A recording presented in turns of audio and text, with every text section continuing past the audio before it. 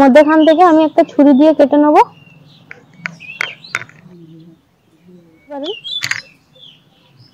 নমস্কার বন্ধুরা, কেমন আছেন সবাই? আশা করছি সকলেই ভালো আছেন। আমি স্নেহা, আমার চ্যানেল ভেজ রেসিপি উইথ স্নেহাতে আবারও একটা নতুন রেসিপিতে আপনাদের সকলকে স্বাগত জানাই।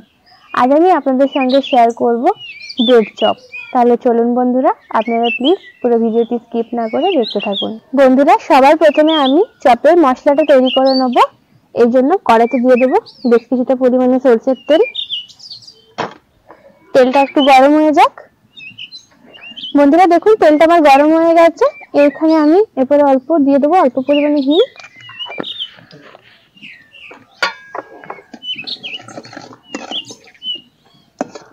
এরপর আমি এখানে দেবো অল্প পরিমাণে কালো জিরে।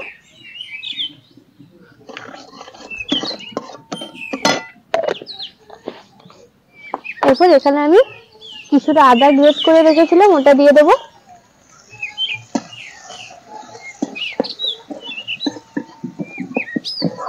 আদাটা একটু ভাজা ভাজা হয়ে যায়।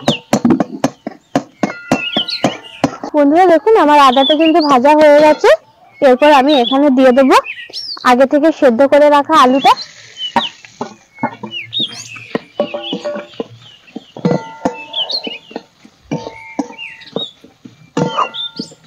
এরপর এখানে আমি দিয়ে দেবো বেশ কিছুটা পরিমাণে লবণ।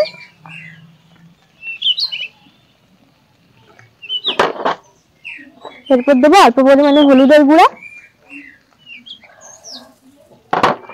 দেবো অল্প পরিমাণে লাল লঙ্কার গুঁড়ো,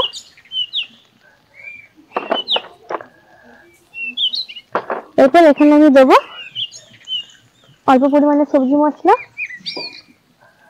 এরপর এটা একটু ভালো করে নাড়িয়ে মিশিয়ে নেবো, মানে ভালো করে ভেজে নেবো।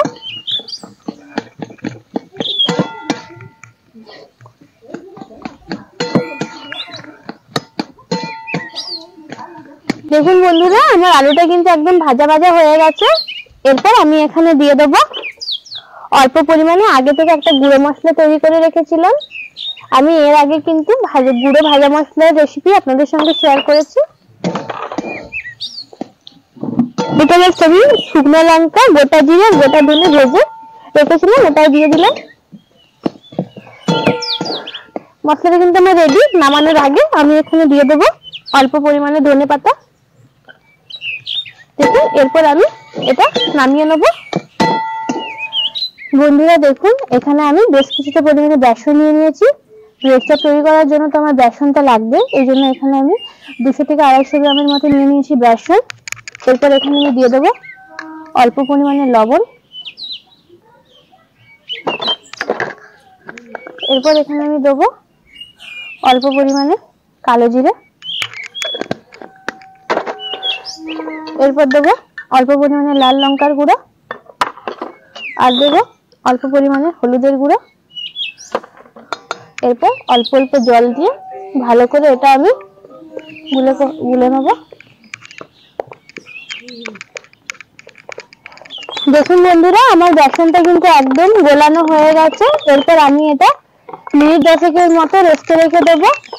আপনারা ভাজার আগে কিন্তু একটু বেকিং পাউডার অথবা বেকিং সোডা ইউজ করতে পারেন, কিন্তু ওটা যেহেতু স্বাস্থ্যের পক্ষে খুব একটা ভালো না, ওই জন্য আমি আজকে এখানে ইউজ করছি না। কিন্তু আপনারা যদি বেকিং পাউডার অথবা বেকিং সোডা দেন, তাহলে চপটা খেতে আর একটু বেশি খাস্তা লাগবে। দেখুন, এখানে আমি বেশ কিছুগুলো ব্রেড নিয়ে নিয়েছি। এরকম ব্রেড নিয়ে নিতে হবে, এরকম স্লাইস ব্রেড গুলো, এগুলো আমি নিয়ে নিয়েছি। এরপর এখানে আমি আগে থেকে যে মশলাটা করে রেখেছিলাম, এটা অল্প করে দিয়ে দেবো। দেখুন,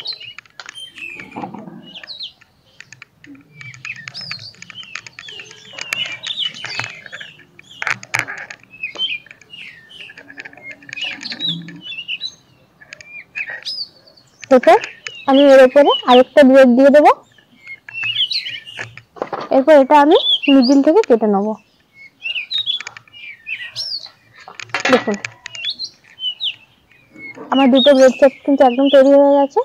একইভাবে কিন্তু আমি প্রত্যেক কটার মধ্যে মশলাগুলো ঢুকিয়ে নেব।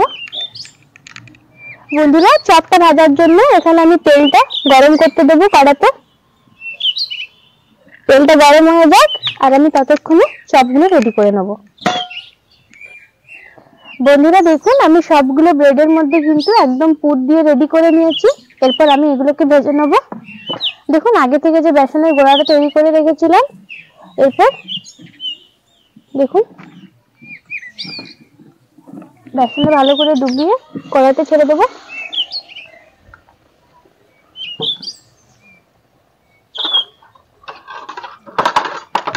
এটা আমি লালচে করে ভেজে নেব।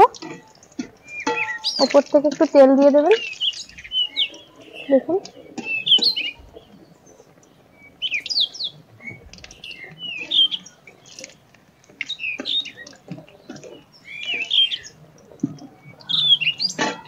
এটা একটু লালচে করে ভাজা হয়ে যাক।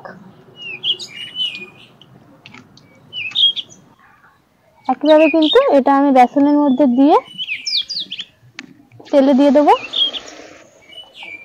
এটা এভাবে আমি লালচে করে ভেজে তুলে নেব। দেখুন বন্ধুরা এটা কিন্তু আমি লালচে করে পুরো ভেজে নিয়েছি। এরপর এটা তুলে নেব। দেখুন বন্ধুরা আমার সব ব্রেড চপগুলো কিন্তু একদম ভাজা হয়ে গেছে। এরপর এগুলোকে আমি খাবার জন্য রেডি করব। দেখুন মধ্যখান থেকে আমি একটা ছুরি দিয়ে কেটে নেব।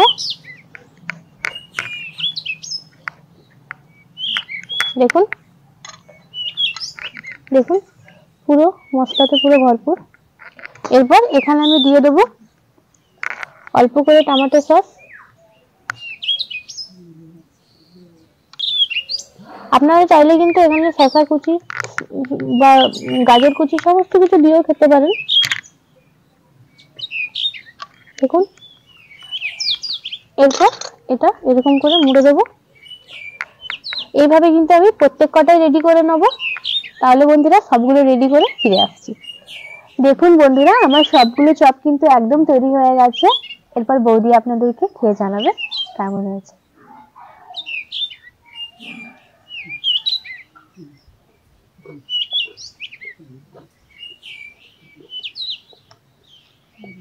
খুব সুন্দর হয়েছে, খেতেও খুব ভালো। আপনারা টেস্ট করবেন, বাড়িতে তৈরি করবেন। বন্ধুরা আমি যেভাবে তৈরি করে দেখালাম এভাবে একবার বাড়িতে তৈরি করে দেখবেন। খুব চটজলদি কিন্তু তৈরি হয়ে যাবে আর বাড়িতে থাকা উপকরণ দিয়েই কিন্তু। তাহলে বন্ধুরা আজকে এই পর্যন্তই। দেখা হচ্ছে পরবর্তী কোনো একটা রেসিপির সঙ্গে। ততক্ষণ পর্যন্ত ভালো থাকুন, সুস্থ থাকুন।